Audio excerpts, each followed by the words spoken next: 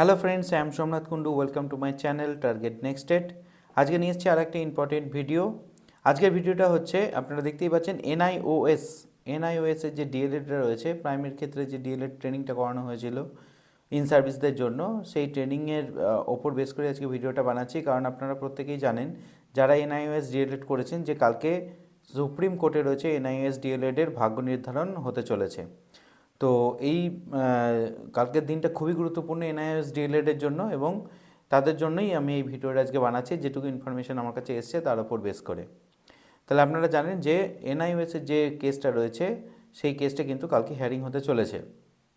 এবং আপনারা জানেন যে লাস্ট 19 তারিখে এই কেসের কিন্তু হিয়ারিং হয়েছিল। তার আগে কিন্তু দুটো ডেট, হিয়ারিংয়ের ডেট পড়েও কিন্তু পিছিয়ে গেছিল। এবং এই এনআইওএস ডিএলএড যারা করেছেন তাদের কিন্তু মনে অনেক হতাশা ছিল।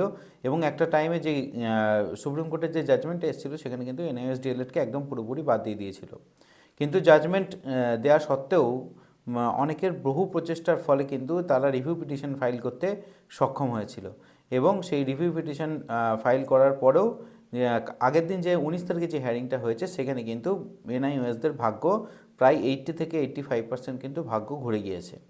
একদম যেখানে না হয়েছিল, বা বিভিন্ন রিক্রুটমেন্ট, বিভিন্ন দেশের যে বিভিন্ন স্টেটের যে রিক্রুটমেন্ট থেকে তাদেরকে বাদ দিয়ে দিয়েছিল। এবং ওয়েস্ট বেঙ্গল থেকেও কিন্তু ইন্টারভিউ দেওয়ার পরেও কিন্তু প্যানেল থেকে তারা বাদ চলে গেছিলো সুপ্রিম কোর্টের রায় অনুসারে।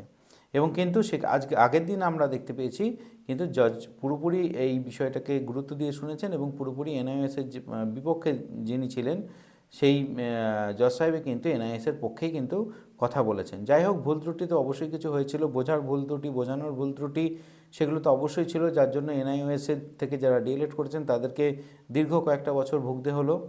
এবং এই এক বছরের মধ্যে তাদেরকে নরক যন্ত্রণা ভোগ করতে হলো। কিন্তু আশা করা যায় কালকে যে ম্যাটারটা রয়েছে, কালকে যে হিয়ারিংটা রয়েছে, সেখানে কিন্তু আমার মনে হয় এনআইওএসদের সমস্ত কিছু যে যন্ত্রণা বা অন্ধকার দিকগুলো রয়েছে, সেগুলো কিন্তু মুছে যাবে, এবং এনআইওএস আবার নতুন দিশা অবশ্যই দেখতে পাবে।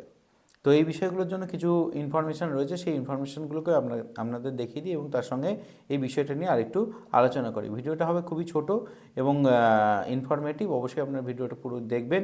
আর প্রত্যেককে রিকোয়েস্ট করবো, যারা এখনও পর্যন্ত আমার চ্যানেলটিকে লাইক, শেয়ার এবং সাবস্ক্রাইব করেন, অবশ্যই লাইক, শেয়ার এবং সাবস্ক্রাইব করে দেন। কারণ ইম্পর্টেন্ট যে ভিডিও রয়েছে এবং টেট সংক্রান্ত যে সমস্ত আলোচনা রয়েছে, সামনে যে টেটের নিয়োগগুলো হবে, সেই সংক্রান্ত যে ভিডিওগুলো আমি বানাবো, তার নোটিফিকেশান পাওয়ার জন্য অবশ্যই কিন্তু আপনাকে সাবস্ক্রাইব করতে হবে। নাহলে কিন্তু নেক্সট টাইম থেকে আপনাকে আর নোটিফিকেশান হয়তো আপনি পাবেন না। তো প্লিজ সকলকে অনুরোধ, আমার চ্যানেলটিকে লাইক, শেয়ার এবং সাবস্ক্রাইব করে দেবেন। চলুন মেন পার্টে চলে যাওয়া যায়। আজকে যে আমরা দেখছি এনআইওএসের যে ম্যাটারটা, আচ্ছা, এখানে ডায়েরি নাম্বার দেব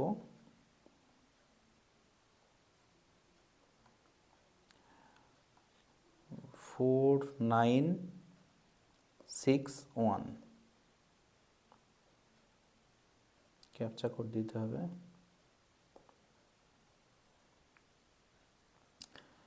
দেখুন এখানে বেরিয়ে আসছে বিশ্বনাথ স্যার।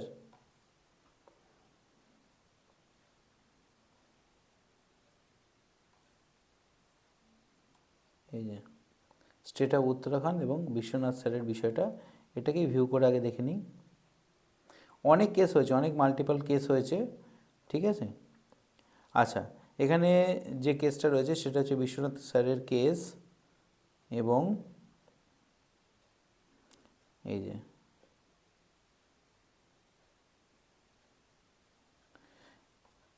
গাওয়াই স্যারের বেঞ্চেই রয়েছে, যিনি কিন্তু এনআইএসদের বিপক্ষেই রায় দিয়েছিল এক সময়।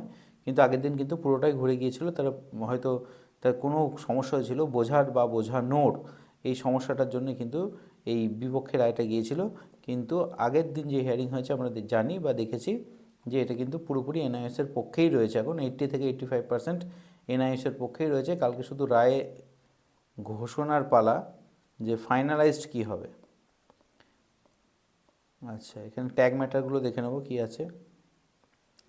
ট্যাগ ম্যাটার, এই দেখুন প্রথমেই কিন্তু মেন যে ট্যাগ ম্যাটার, এটা বিশ্বনাথ স্যার, এবং তার সঙ্গে রিলেটেড ট্যাগ ম্যাটার কিন্তু অনেকগুলো আছে, ঠিক আছে। এই দেখুন 1, 2, 3, 4, 5, 6টা, 7টা, এই যে সম্প্রীতি দত্তা, এটা কিন্তু ওয়েস্ট বেঙ্গলের ম্যাটার, ঠিক আছে।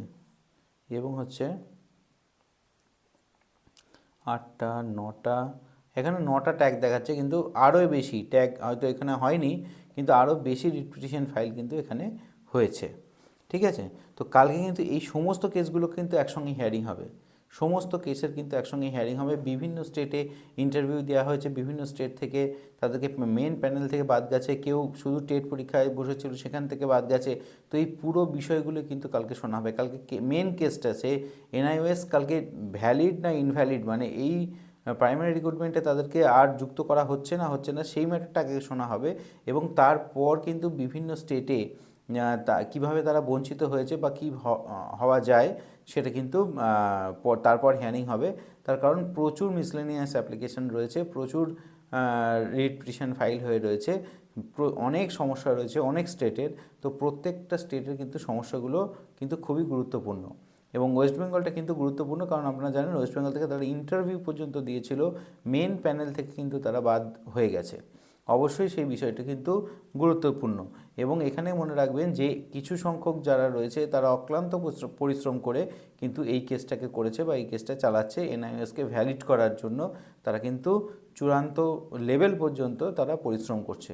অবশ্যই তারা কিছু হয়তো অর্থ বা কিছু চাইছে, এবং আপনাদের নৈতিক কর্তব্য সেগুলোকে হেল্প করার। অবশ্যই আমি বলবো যে চাইছে অবশ্যই অথেন্টিক জায়গায়, মাইন্ড ইট, অথেন্টিক জায়গায় যাচাই করে তবেই সেই টাকাটা পাঠাবেন।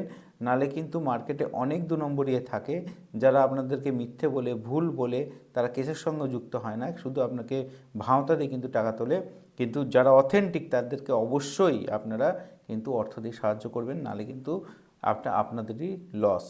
অবশ্যই এটা কিন্তু খুব গুরুত্বপূর্ণ ম্যাটার। আচ্ছা, এর সঙ্গে রিলেটেড এই যে 19 তারিখে যে হিয়ারিংটা হয়েছিল, সেই হিয়ারিংয়ে কী বলা হয়েছে সেই বিষয়টা একবার দেখে নিই।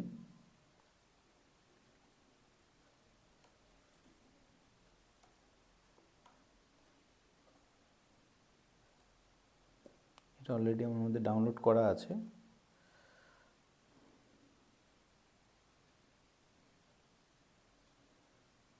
একটু টাইম লাগছে খুলতে,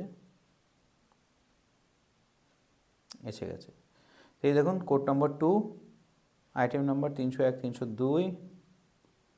আচ্ছা, এটা 19 তারিখের হিয়ারিংয়ের দেখে নিই।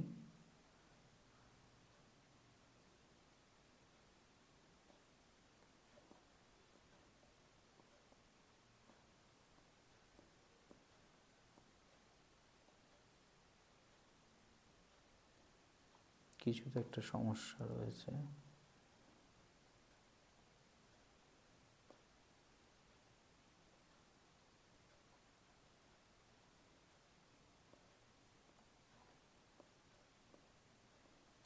এখানটা একটু ব্ল্যাঙ্ক আসছে।